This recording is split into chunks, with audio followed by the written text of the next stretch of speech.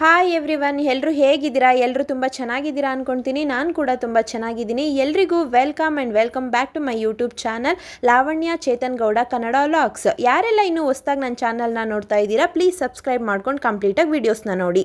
ನಾನಿವತ್ತು ಇಲ್ಲಿ ಪುದೀನ ಚಿಕನ್ ಹೇಗೆ ಮಾಡೋದು ಅಂತ ತೋರಿಸ್ತಾ ಇದ್ದೀನಿ, ಬನ್ನಿ ನೋಡೋಣ. ಒಂದೆರಡು ಈರುಳ್ಳಿನ ಸಣ್ಣದಾಗಿ ಕಟ್ ಮಾಡಿ ಇಟ್ಕೊಂಡಿದ್ದೀನಿ. 1-2 ಸ್ಪೂನ್ ಶುಂಠಿ ಬೆಳ್ಳುಳ್ಳಿ ಪೇಸ್ಟು, ಒಂದು ½ kg ಚಿಕನ್ನ ತೊಗೊಂಡಿದ್ದೀನಿ. 2 ಟೊಮೊಟೊನ ಗ್ರೈಂಡ್ ಮಾಡಿಬಿಟ್ಟು ಇಟ್ಕೊಂಡಿದ್ದೀನಿ. 1 ಕಟ್ಟಷ್ಟು ಪಾಲಕ್ ಸೊಪ್ಪನ್ನ ಬೇಯಿಸ್ಬಿಟ್ಟು ಇಟ್ಕೊಂಡಿದ್ದೀನಿ.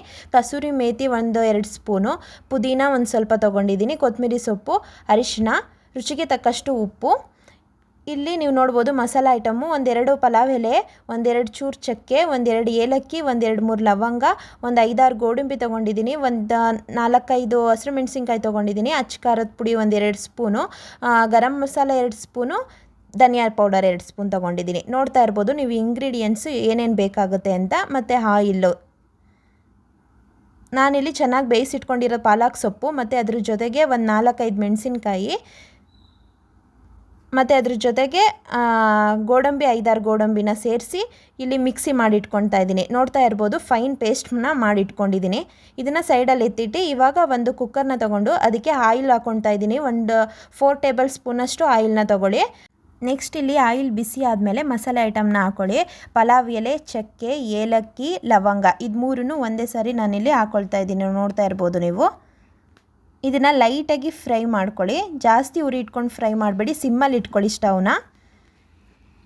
ಅದಾದಮೇಲೆ ಕಟ್ ಮಾಡಿ ಇಟ್ಕೊಂಡಿರೋ ಅಂಥ ಈರುಳ್ಳಿನ ಹಾಕ್ಕೊಳ್ತಾ ಇದ್ದೀನಿ. ಈರುಳ್ಳಿನ ಚೆನ್ನಾಗಿ ಫ್ರೈ ಮಾಡಿ, ಇದು ಹಸಿ ವಾಸನೆ ಹೋಗೋವರೆಗೂ ಚೆನ್ನಾಗಿ ನೀವು ಲೋ ಫ್ಲೇಮಲ್ಲೇ ಇಟ್ಕೊಂಡು ಫ್ರೈ ಮಾಡಬೇಕು. ಅದು ಫ್ರೈ ಆದಮೇಲೆ ಇಲ್ಲಿ ಶುಂಠಿ ಬೆಳ್ಳುಳ್ಳಿ ಪೇಸ್ಟ್ನ ಹಾಕ್ತಾಯಿದ್ದೀನಿ. ಶುಂಠಿ ಬೆಳ್ಳುಳ್ಳಿ ಪೇಸ್ಟ್ ಕೂಡ ಚೆನ್ನಾಗಿ ಅದು ಸ್ಮೆಲ್ ಹೋಗೋ ತನಕ ಚೆನ್ನಾಗಿ ಫ್ರೈ ಮಾಡಿ, ಜಾಸ್ತಿ ಉರಿ ಇಟ್ಕೊಂಡು ಫ್ರೈ ಮಾಡಬೇಡಿ, ಅಷ್ಟೇ ನಿಧಾನವಾಗಿ ಫ್ರೈ ಮಾಡಿ. ಅದಾದಮೇಲೆ ಪುದೀನಾನ ಹಾಕ್ಕೊಳ್ತಾ ಇದ್ದೀನಿ. ಇಲ್ಲಿ ನಾನು ಪುದೀನ ಸ್ವಲ್ಪನೇ ತೊಗೊಳ್ಳಿ ಸಾಕು. ಆಮೇಲೆ ಅದಕ್ಕೆ ಸ್ವಲ್ಪ ಉಪ್ಪನ್ನ ಹಾಕ್ತಾಯಿದ್ದೀನಿ. ಉಪ್ಪು ಹಾಕೋದ್ರಿಂದ ಈರುಳ್ಳಿ ಕೂಡ ಚೆನ್ನಾಗಿ ಬೇಯುತ್ತೆ. ಅರಿಶಿನ ಹಾಕ್ಕೊಳ್ಳಿ. ಅರಿಶಿನ ಉಪ್ಪು ಹಾಕೋದ್ರಿಂದ ಈರುಳ್ಳಿ ಚೆನ್ನಾಗಿ ಬೇಯುತ್ತೆ, ಹಸಿ ವಾಸನೆ ಕೂಡ ಶುಂಠಿ ಬೆಳ್ಳುಳ್ಳಿ ಪೇಸ್ಟು ಹೋಗುತ್ತೆ. ಇಲ್ಲಿ ನಾನು ಸ್ಪೈಸಸ್ ಹಾಕ್ಕೊಳ್ತಾ ಇದ್ದೀನಿ.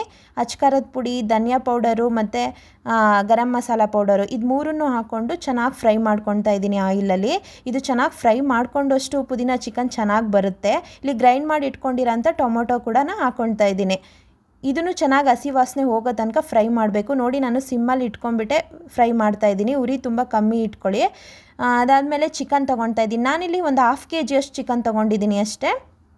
ಇದನ್ನು ಚೆನ್ನಾಗಿ ಮಿಕ್ಸ್ ಮಾಡಿ ನೀವು ಸಿಮ್ಮಲ್ಲೇ ಇಟ್ಕೊಂಡು ವಾಟ್ರೇನು ಹಾಕಬೇಡಿ, ಆಯಿಲಲ್ಲೇ ಫ್ರೈ ಆಗೋ ಥರ ಚೆನ್ನಾಗಿ ಬೇಯಿಸ್ಕೊಬೇಕು. ಅದಾದಮೇಲೆ ಇಲ್ಲಿ ಕೊತ್ತಂಬರಿ ಸೊಪ್ಪನ್ನ ಆ್ಯಡ್ ಮಾಡ್ಕೊಳ್ತಾ ಇದ್ದೀನಿ. ಇದನ್ನು ಸ್ವಲ್ಪ ಫ್ರೈ ಮಾಡ್ಕೊಳ್ಳಿ. ಅದಾದಮೇಲೆ ರುಬ್ಬಿಟ್ಕೊಂಡಿರೋ ಅಂಥ ಪಾಲಕ್ಕು, ಹಸಿರು ಮೆಣಸಿನ್ಕಾಯಿ, ಗೋಡಂಬಿ ಪೇಸ್ಟ್ನ ಹಾಕಿ ಇಲ್ಲಿ ಚೆನ್ನಾಗಿ ಫ್ರೈ ಮಾಡ್ಕೊಳ್ತಾ ಇದ್ದೀನಿ.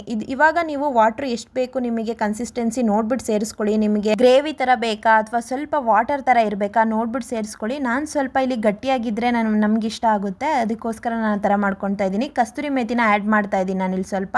ಅದಾದಮೇಲೆ ಸ್ವಲ್ಪ ನಾನಿಲ್ಲಿ ಸಿಮ್ಮಲ್ಲಿ ಇಟ್ಕೊಂಡು ಸ್ಟವ್ನ ಸ್ವಲ್ಪ ಹೊತ್ತು ಮುಚ್ಚಿಬಿಟ್ಟಿಡ್ತಾ ಇದ್ದೀನಿ. ನೋಡಿ ಫೈನಲ್ ಆಗಿ ಎಷ್ಟು ಚೆನ್ನಾಗಿ ಬಂದಿದೆ ಅಂತ. ತುಂಬ ಈಸಿಯಾಗಿ ಟೇಸ್ಟಿಯಾಗಿ ಮಾಡ್ಬೋದು. ತುಂಬಾ ಚೆನ್ನಾಗಿ ಬಂದಿತ್ತು. ನೀವು ಕೂಡ ಟ್ರೈ ಮಾಡಿ ನೋಡಿ, ಕಮೆಂಟ್ ಮಾಡಿ ಹೇಗಿತ್ತು ಅಂತ. ಲೈಕ್ ಮಾಡಿ, ಶೇರ್ ಮಾಡಿ, ನನ್ನ ಚಾನಲ್ನ ಸಬ್ಸ್ಕ್ರೈಬ್ ಮಾಡ್ಕೊಳ್ಳೋದನ್ನ ಮರಿಬೇಡಿ. Love you all, bye, take care.